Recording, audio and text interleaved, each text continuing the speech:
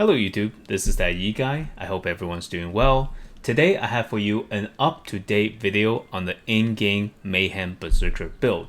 So a lot has changed. There has been the balance adjustment as well as the introduction of Relic accessories and the Legion Commander set. So I will go through all of that in this video. And as with all my videos, there's going to be a timestamp down below where everything is going to be very clearly labeled. There's also going to be a text document companion where if you miss certain things in the video, you just want to search for it in text, you can just go through and find this document. So without further ado, I'm going to talk about the first thing, which is the balance changes with a Lychee balance patch. This did not, in fact, nerf the class in terms of actual performance. Now, the big thing people have been worrying about is the Hellblade changes and the Swordstorm changes where the damage got decreased. Once you have the tripod to a sufficiently high level, the actual damage nerf is much lower. And in terms of red dust, we also got changed the way everything is calculated. So we get increased attack power instead of the increased damage amp. And there's a 16-second debuff on the enemy that increases their damage taken. The reason this is really significant is because this, instead of just being an amplification, is a debuff placed on the target, which makes Berserkers so much more useful in raids. Like, we're gonna contribute always to the raid's damage because the uptime on this, when built properly, is gonna be 100%. So this will always be up, and overall the damage, the output, the performance of the build is significantly smoother. And they also have reverted the change where Mayhem was going to be nerfed to 14%, but it's back up to 16%. At this point, this is going to be barely noticeable in terms of change.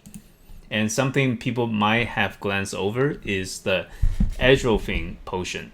So if you use this potion, you'll get attack power plus 30% for 10 seconds.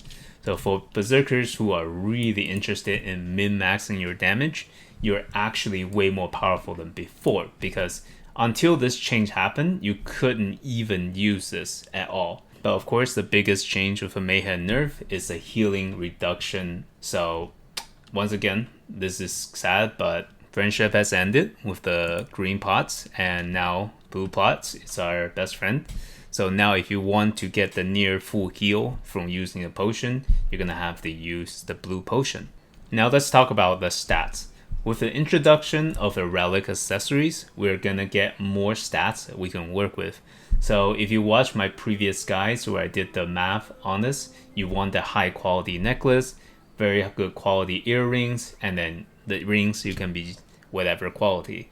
But if you do, you're gonna get a lot more stats to work with. So I have almost 1.2k crit and I have almost 900 swiftness. And I think personally this is the best way to have the stats, because right now you will have almost 43% base crit, and that's a really good amount between the crit buff of the red dust and the crit buff of the chain swords. You're gonna have really high uptime on 100% crit, and this is on top of other sources of crit such as the Argos set and any other buff you might receive during the raid. In order to get this stat distribution, you will want crit and swiftness on your necklace, and then you ideally want 2 crit earrings, and then the rings you can just go pure swiftness. Of course, you can mix and match, and ultimately the numbers here, it can be a little different. You just want slightly more crit than swiftness ideally, but Berserker is so versatile that it can work with a little bit shifted stats. In terms of skill builds, just a little bit shifted around. We want to make sure we have level 10 red dust and level 10 chain sword if possible. And if you pass level 55, you'll want to put certain skills to 11. I've included this as well in the link down below and in the document itself, so you can just go in and check all the guides. It will also have included my recommendation for what rune you want on specific skills. That way you can just easily see this. And in terms of tripods, I want to make a special note because there has been the change, we no longer need to have the tripods for this, so we can favorite something else. Instead of having this, I managed to take red dust to level 10 and turn this into a solid source of damage because of the change. One big thing I want to talk about is the Chainsword versus Mountain Crash. So that has been changed with the Asia update. Mountain Crash is now also a counter attack. Previously, we only had Chainsword as our counter attack, but now we have two choices. I spent the past week doing a lot of counter testing, and one of the biggest places to test the counters is in Valtan hard mode. So I pretty much did a lot of counters there. I tried very hard to focus on that, and after testing, Chainsword is going to be better. I don't want you to think that Mountain Crash is not a viable skill. It still is, and there are times where it could be better. Now, the reason why I didn't make the full switch to Mountain Crash is because if we look right now, Chainsword is going to have a cooldown base of 15 seconds, while Mountain Crash is going to have a cooldown base of 12 seconds. Mountain Crash has lower base, but Chainsword, if you can take it to level 10, you can take quick prep. That's going to lower the cooldown by a whole 7 seconds. That's going to be really significant and giving us a huge uptime on our counter skills. The cooldown reduction is so much so that we can actually handle almost every single counter in Valtan if you are able to get in position in time. But with Mountain Crash, there will be times where you're just 1 or 2 seconds off in terms of cooldown. Some people might say that Mountain Crash is good because you can have damage amplification, but if you follow my guide with the swiftness, you will have almost 100% uptime on the red dust anyways, so you don't need the amplification from Mountain Crash. Another thing is, if you take the amplification, you can no longer take cooldown in the Mountain Crash, which is going to be a big deal. The next thing I want to talk about is the engravings. So people have started looking into getting 5x2 engravings at a super endgame. Of course, you don't need to have that right now, but I still want to go over all of this in terms of what's best at the endgame. So this has changed slightly. Ray Captain is higher on the list because with the Relic accessory giving us more stats, we have so much more movement speed at this point that Ray Captain becomes even higher tier because of the increased stats. So number 1 is going to be our Mayhem. It's going to be bread and butter, especially since they reduced the nerf to it. This is going to be a really easy top choice for maxing, followed by Master's Tenacity. It's just always good output for Mayhem Berserker, and we're the only class that really uses it, so it would be relatively cheaper compared to all the other engravings. And Ray Captain is now super good. King Blunt Weapon is really good damage multiplier. With our high crit, it's going to be effectively almost 20% more damage, which is going to be really nice. And Grudge, it's going to be really good to have Grudge for the in-game content, especially once you have more practice with the game.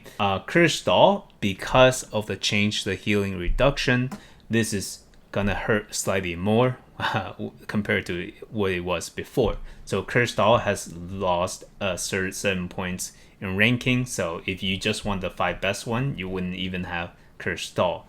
And increased mass, a lot of people like it because increased mass will increase your attack power by a lot, but it slows down the attack speed. I personally do not like slowing down the attack speed too much because on paper, it doesn't make you lose DPS, but when you're actually fighting the bosses, when you're actually trying to reposition, that's going to really hurt. In terms of gem priorities, not really much have changed, but I listed this anyways. So for cooldown, you want Shoulder Charge, Chainsword, Red Dust, Tempest Slash, Hellblade, Strike Wave, Finish Strike. And the reason you want the Red Dust, Chainsword, and Shoulder Charge is going to be utility. But a lot of people switch instead into more damage gems. I think that's a mistake. you really want to have the cooldown on those 3 skills. And then you just want to fully stack out the damage boost on the last 4 skills. You get both the cooldown and the damage on it. In terms of cards, I've seen a lot of people prematurely switch over to another set, even though they perfectly have the Well Meet Again 9-piece set, that you should still keep using it for a long time. And you should pair it with Force of Giants. The increased recovery is really nice. And also, if you can get Awakening, you can get more armor on top of it. So if you want, you can also switch to 12-piece Lost Wind Cliff set. Now, last but not least is the set bonuses you can get with the new sets and new gear. Now, personally, there's 2 ways I can see progressing through this. One is if you're 1445, so you want to just save out the materials you get. You don't have to rush into crafting anything. So you want to do Valtan for 3 weeks in a Valtan normal, and then craft the great sword and pants at the same time. Now, when I recommend both the sword and pants, I mean specifically those pieces, because not every piece can be crafted, and if you craft the wrong piece, you potentially won't be able to split up and get all the extra sets, and eventually move into the Nightmare helmet or Nightmare chest piece. By the end of it, you're gonna have 2 pieces of Demon Beast, you're gonna have 2 pieces of Argos, and you're gonna have 2 pieces of Nightmare Flower. Now, if you are already 1445, what you can do is you just make sure you have your Argos set already, and then the first 2 weeks, you don't want to craft until you have both pieces. But once you have both the Nightmare Flower helmet and Nightmare Flower chest piece, you can potentially start wearing this. And once you do, you want to work towards one of the least pieces. So the other set is going to be called the Shrieking Hallucination. In order to not conflict with what we can craft, we want to make any of these 2-3 pieces. On successful attack, gain hallucination for 6 seconds, and you get damage bonus for 13%. Of course, alternatively, based on when Vicus comes out, you potentially want to hold on to some of the materials, because if Vicus is going to come out rather soon, you will want to have the materials on hand to potentially craft the weapons for this. But my recommendation right now is assuming Vicus doesn't come out for many weeks. So you can afford to have this done, and once Vicus comes out, you can shift your strategy, you can craft the new stuff. So yeah, that's pretty much it. Thank you so much for watching, and have a wonderful day.